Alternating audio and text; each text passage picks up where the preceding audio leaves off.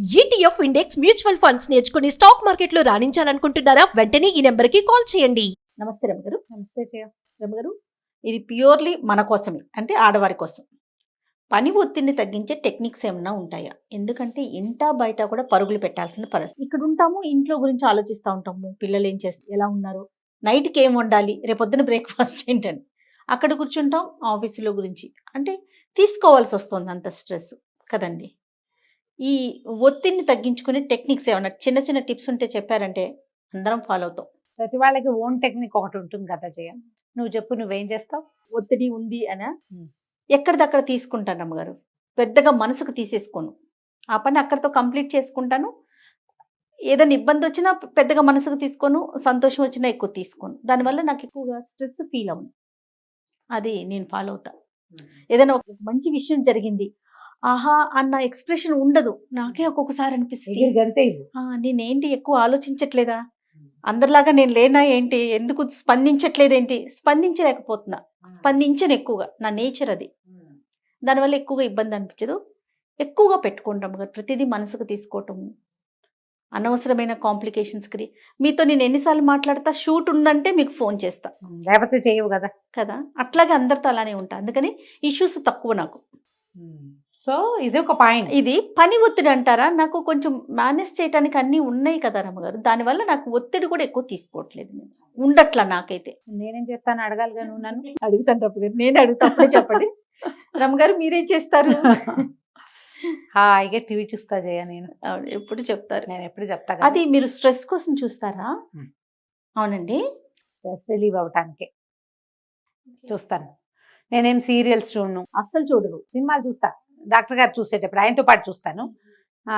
అప్పుడు కూడా ఆ సినిమాని ఎట్లా అని చూడను. ల్యాప్టాప్ ఉంటుంది, చదువుకుంటూ మధ్య మధ్యలో చూస్తాను. ఫోన్ పెట్టుకుంటాను, అబ్బాయి చూస్తూ ఉంటే మధ్యలో అట్లా కాసేపు ఒక 10 minutes మళ్ళీ అదేంటి ఒక సినిమా ఇంట్రెస్ట్గా కదలకుండా ఎందుకు చూడలేవు నువ్వు అంటారు. చూడాలా, నేను అలా చూడను. మొత్తం సినిమా అంతా చూస్తే ఆ సినిమా కష్టాలన్నీ నా బుర్రకెక్కుతాయని అనుమానం నాకు. అసలు మీకు అంత టైం ఎక్కడ ఉంటుంది రమ్మగారు? తక్కువే. అయితే ఎవరైనా సరే జయ, మనం రొటీన్గా ఒకటే రకంగా పనిచేసే ఏజ్లో, నాకు అంత రొటీన్ లేదు.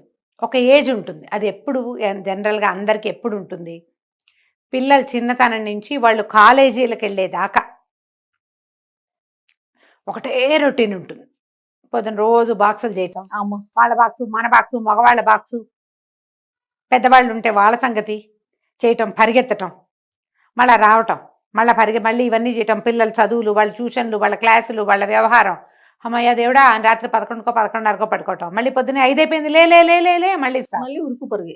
మళ్ళీ ఉరుకు. శనివారం ఆదివారం వస్తే ఏదో కొంచెం రిలాక్స్ అవుతారు. కానీ నిద్ర లేస్తే అసంకల్పిత ప్రతికార్యలాగా వంటింట్లోకే దారి తీసేస్తాయి కాళ్ళు. ఈ రొటీను కొంతకాలం, కొన్ని ఏళ్ల పాటు నడుస్తుంది. మా పిల్లలిద్దరికీ గ్యాప్ ఉంది, ఒక 6-7 సంవత్సరాలు. పెద్దవాడు కాలేజ్కి వెళ్ళాక, హైయర్ స్టడీస్కి బయటకు వెళ్ళాక కూడా నేను ఇంకొక 6-7 ఏళ్ళు పనిచేశాను. 7 ఏళ్ళు అదే లైన్లో. ఇప్పుడు ఇద్దరు పిల్లలు దగ్గర పిల్లలు అనుకో, తొందరగా అయిపోతుంది. ఒక్కడే పిల్లాడు అనుకో, వాడు కాలేజీకి వెళ్ళడంతో మన రొటీన్లు తగ్గిపోతాయి. నేను కొంచెం ఎక్కువ కాలమే పనిచేస్తాను. అదేలేండి, ఎక్కువ కాలమే. పొద్దున్నే మార్నింగ్ 6 వంట మొదలు పెట్టేసేయటం చేశాను. ఇప్పుడు నాకు అవసరం లేదు. చాలా మంది ఏం చేస్తారంటే, ఈ రొటీన్ అలవాటైంది కాబట్టి ఆ 8:30 లోపలే వంట చేసేసేయాలి, ఇలాంటి సిద్ధాంతం ఉన్న వాళ్ళు చాలా మంది కనపడతారు. ఆ రొటీన్ బ్రెయిన్లో ఫిక్స్ అయిపోయి ఉంటుంది. ఆ 8:30కే వంట చేసేస్తారు, 10 లోపలే పని అయిపోవాలి మొత్తం. 10 తర్వాత ఇంకా వంటిల్లు కట్టేస్తారు, హాల్లోకి వచ్చి కూర్చుంటారు, కుక్కర్ పెట్టుకుంటారు 12:30కి కావాలంటే, అంతే తప్ప ఇంకా చెయ్యరు. ఇది వాళ్ళు హ్యాండిల్ చేయగలిగే వాళ్ళు అనమాట. నాకు ఆ రొటీన్ పోయింది. నాకు ఇంకో రొటీన్ ఉంది. ఎవ్రీడే బై 9:30 ఇంట్లో నుంచి ఆయన బయటకు వెళ్ళిపోతారు. ఆ టైంకి టిఫిన్ అయిపోవాలి మా ఇంట్లో. నువ్వు ఏమైనా అయిపో, లేవకపో, నీకు ఇంకో పని ఉండని. మార్నింగ్ బ్రేక్ఫాస్ట్ 100% వారం అంతా చేయవలసిందే. ఈ లెక్క ఇప్పుడు ప్రతి వాళ్ళకి ఇలాంటి రొటీన్ ఎంతో కొంత ఉంటుంది. 12 తినేయాలి, మనము తినాలి, రాత్రి ఈ టైం కల్లా పడుకోవాలి. ఇప్పుడు ఇలా రొటీన్ టైమ్స్ ఫిక్స్ చేసుకుని ఉన్న వాళ్ళకి స్ట్రెస్ లేని రొటీన్, అంటే తప్పనిసరిగా ఆ పిల్లలకి అది అందించవలసిందే లాంటివి లేకపోతే ఫ్రీగానే ఉంటుంది. కానీ ఇందులో అత్యవసరాలు ఉంటాయి. మనము వెళ్ళాలి, మధ్యలో ఫంక్షన్, మన ఇంటికి చుట్టాలు వచ్చారు, పని మనిషి రాలేదు, అదో పెద్ద కష్టం. కరెంటు పోయింది టైంకి, మిక్సీ అవ్వదు. కరెంటు పోయేసరికల్లా చిమ్నీ అవ్వక తిరగమాతలు పెట్టలేకపోతాం, గీజర్లు లేక స్నానం చేయలేకపోతాం. ఇవన్నీ ప్రాబ్లమ్స్గా ఉంటుంటాయి.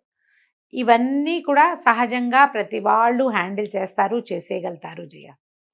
ఎప్పుడైతే మనకి శారీరకమైన వీక్నెస్ కానీ ఎమోషనల్గా ఏదైనా హర్ట్ అయితే కానీ మనము మానసిక సమస్య. ఈ రెండిటితోటి ఈ రొటీన్ని హ్యాండిల్ చేయలేకపోతాము.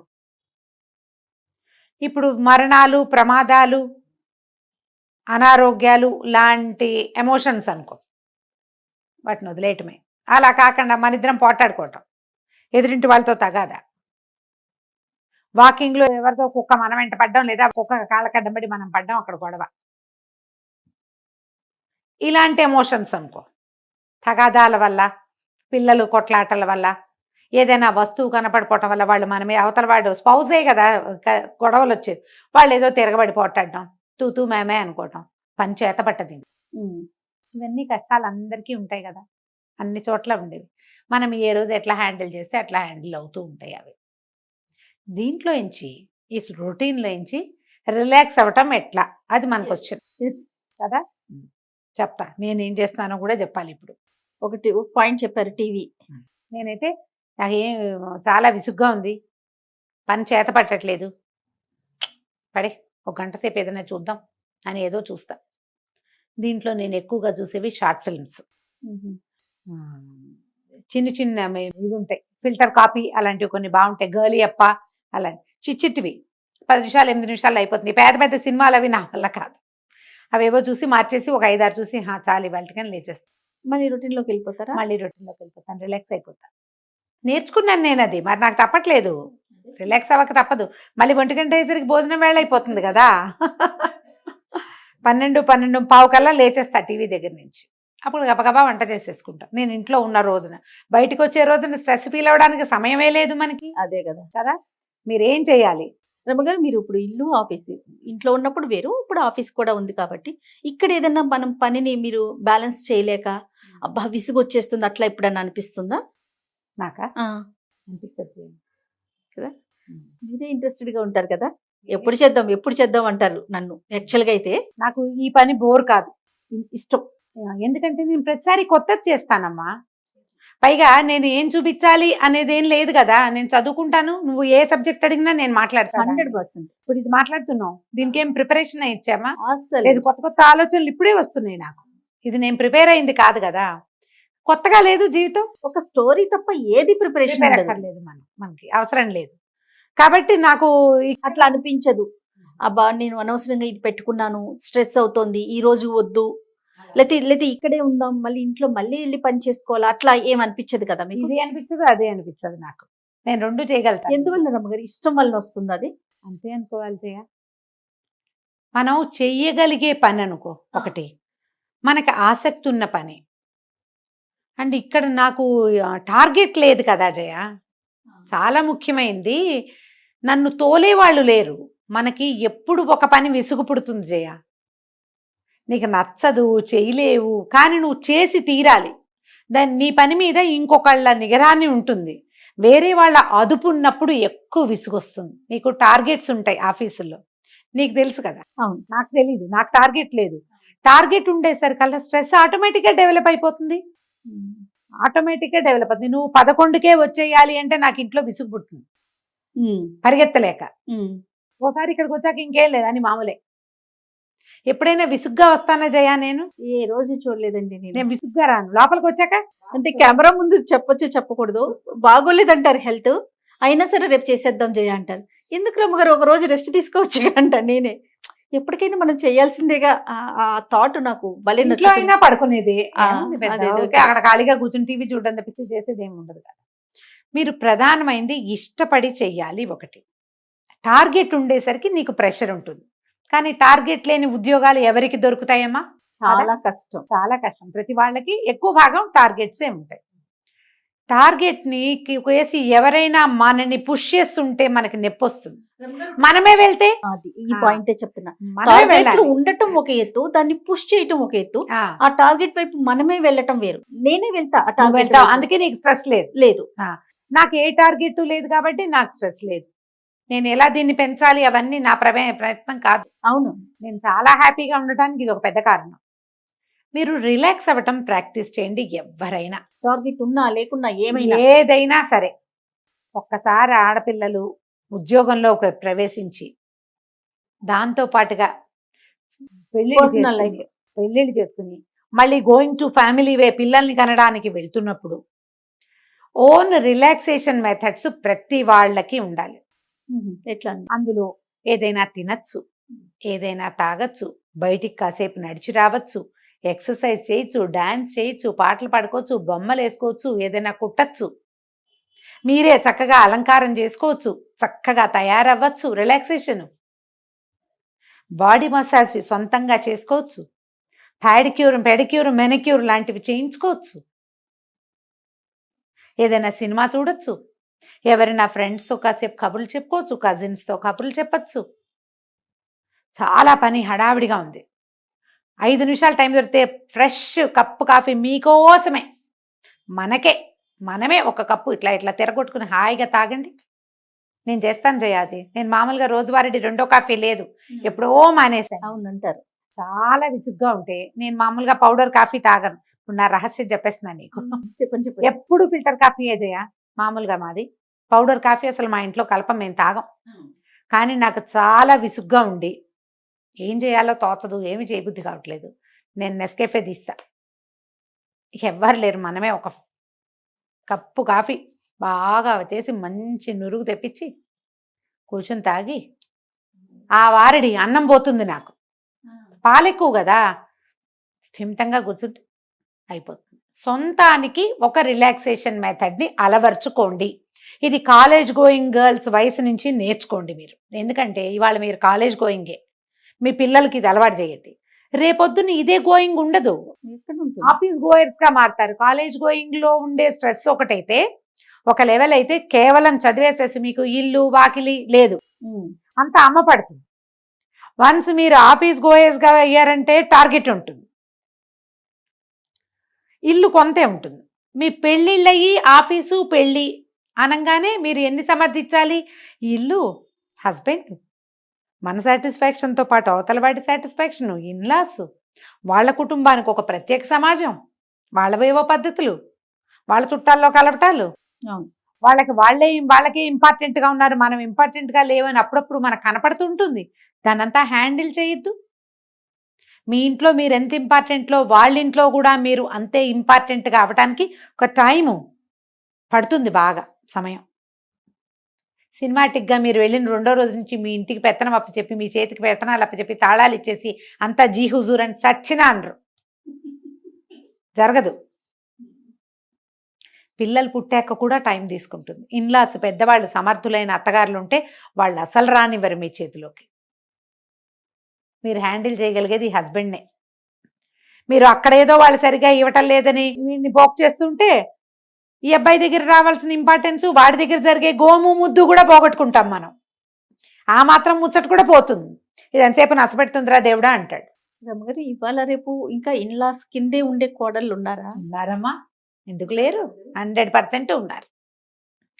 నీకు ఎలా ఇల్లు వదిలిపెట్టి సెపరేట్ కాపరాలు పెట్టుకున్న వాళ్ళు కనపడుతున్నారో, ఎందుకు నువ్వు మన ఆఫీస్లోనే చూడు, ఇన్లాస్లో ఉన్న వాళ్ళు లేరా?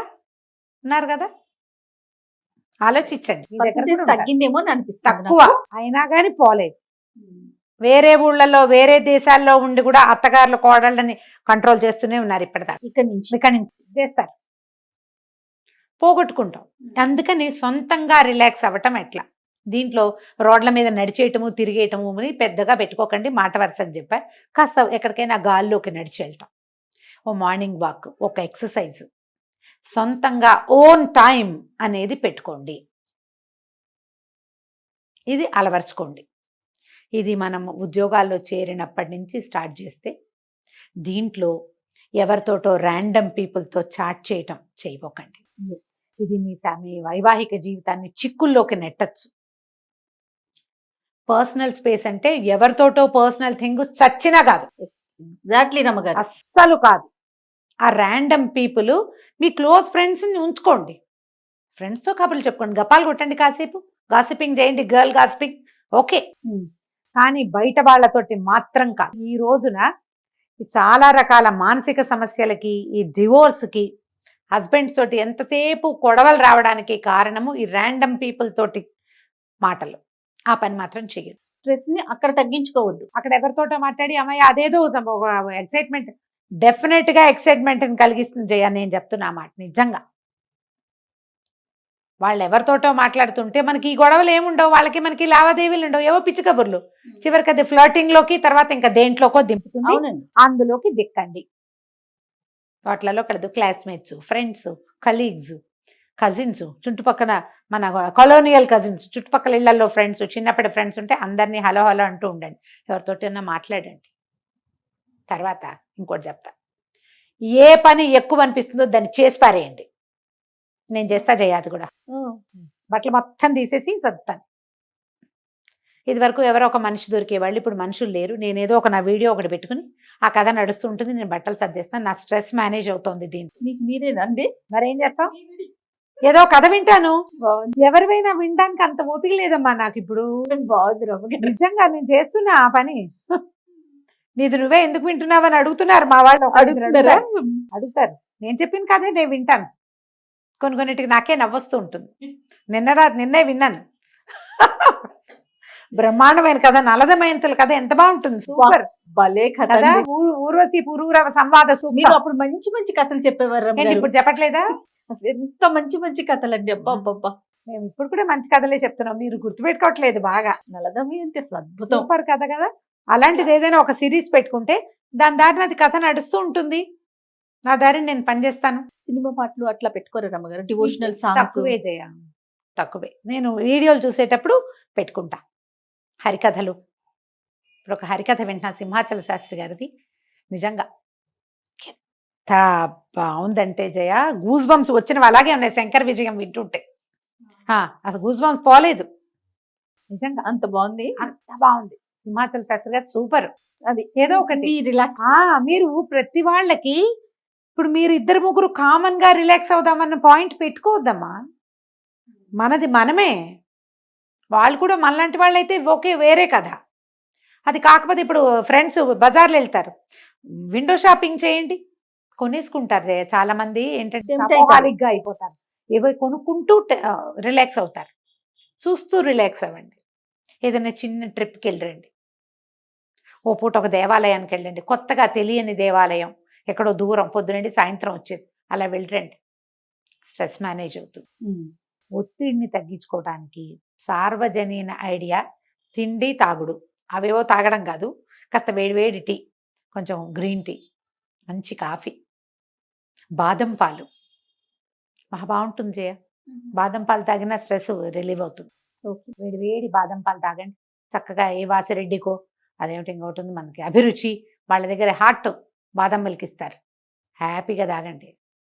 లేదా చల్లటివి తాగితే బాగుండు అనిపిస్తే ఏదైనా ఒక చల్లటివి తాగండి. ఇందులో కార్బనైజ్డ్ డ్రింక్స్ అవేమిటో డ్రింకులు వాటికి వెళ్ళకండి, మంచివి తాగండి చక్కగా. రూ అఫ్జా లాంటివి తాగొచ్చు. మీకు ఇష్టమైన పనులు ఏమున్నాయో వాటిని బయటికి తీయండి. అవి నేర్చుకోండి, నేర్పించండి, అవి చెయ్యండి. ఇవి కూడా మీకు స్ట్రెస్ రిలీవ్ అవ్వడానికి ఉపయోగపడతాయి. ఒత్తిడిని తగ్గించేందుకు ఇంతకంటే బ్రహ్మాండమైన మార్గాలు నేనేం చెప్పలేను, ఇంతమటుకే చెప్పగలుగుతా. దాంతోపాటు జయ, ఎక్కడ స్ట్రెస్ని అక్కడ హ్యాండిల్ చేయటం ప్రాక్టీస్ చేయాలి. ఆఫీస్ స్ట్రెస్, ఉద్యోగాల్లో టెన్షన్, దీన్ని ఇళ్ళకి మోసుకెళ్ళి ఇంట్లో రుసరుసలాడుతూ దుమదమలాడుతూ గిన్నెలు విసిరేసుకుని సరిగ్గా వంట చేయకుండా ఏదో ఒకటి బయట నుంచి తెప్పించేద్దాంలే అని ఇలా చేయొద్దు. ఆఫీస్ స్ట్రెస్ని ఆఫీస్లో వదిలిపెట్టండి, ఇంటికి ఫ్రెష్గా వెళ్ళండి.